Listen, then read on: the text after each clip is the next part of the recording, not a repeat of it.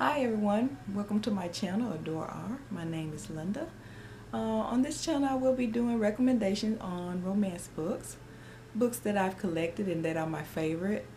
I want to share with you all out there, especially the die-hard romance readers.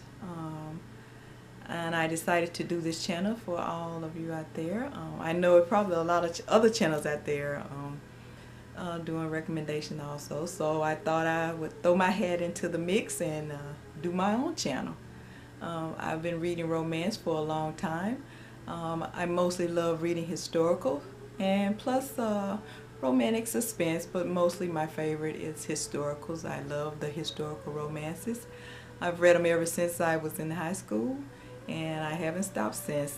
But you can't find too many historicals now. There's still a few authors out there that write historicals. We need to find another E.L. James and write us a 50 Shades of Grey historical novel and put historicals back on top again. And that would be fantastic because I love reading historicals. Oh, and that brings me to a question about 50 Shades of Grey. Why do you think 50 Shades of Grey became so popular? Because I read 50 Shades of Grey and it was just like another regular romance book. I didn't see what all the hoopla was about. I did enjoy the book. It was a great romance story.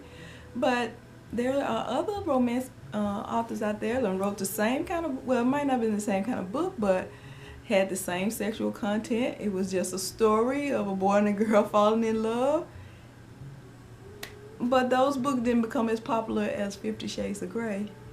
I didn't understand it. I don't know. I guess blessings come in mysterious ways because some people make it, some people don't. And her book just happened to take off into the stratosphere, and now she never had to worry about writing another book or ever working again. Because they're also doing a movie. The movie's supposed to be out this week, I think. And her and Mr. Grey is sitting on top of the world. So tell me why you think 50 Shades of Grey became such a worldwide phenomenon. That's my question the other day. What made 50 Shades of Grey so popular? But anyway, I done got all off my subject here. I just wanted to do this channel and just recommend my favorite books, and most of those books will be on historicals, but like I said, I will also be doing other genres too, but mostly it's going to be historical. So if you're a historical lover like I am, this channel is for you. I have 3 books that I want to recommend today. Like I said, they're older books.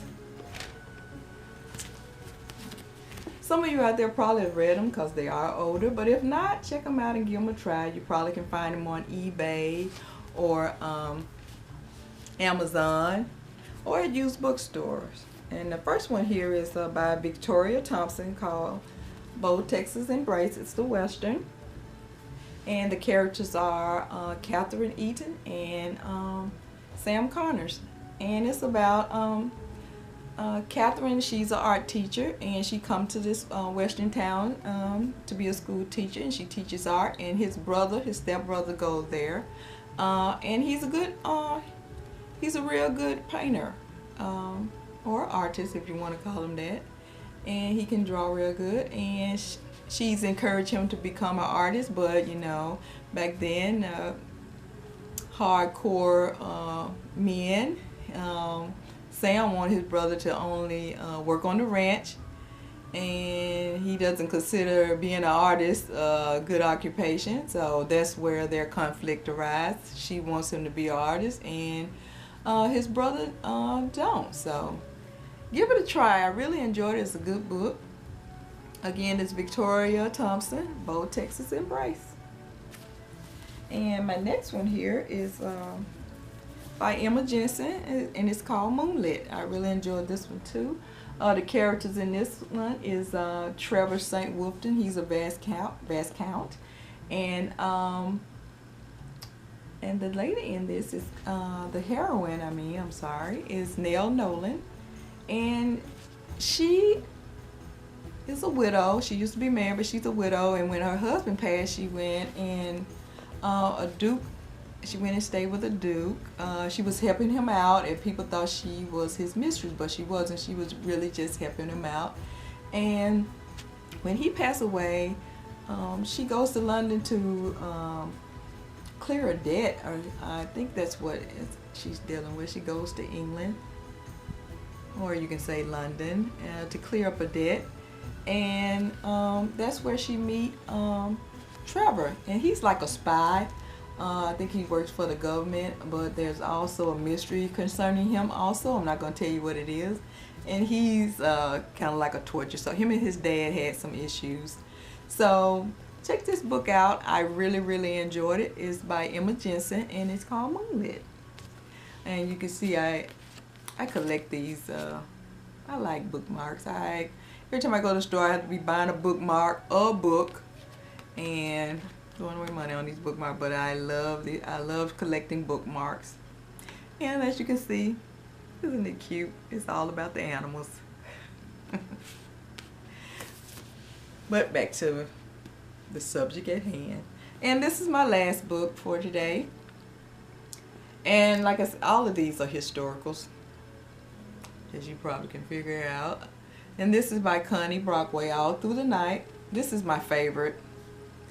Out of 5 stars, I would give this a 5. This is my favorite. And this is about Anne Wilder and Colonel Jack Seward.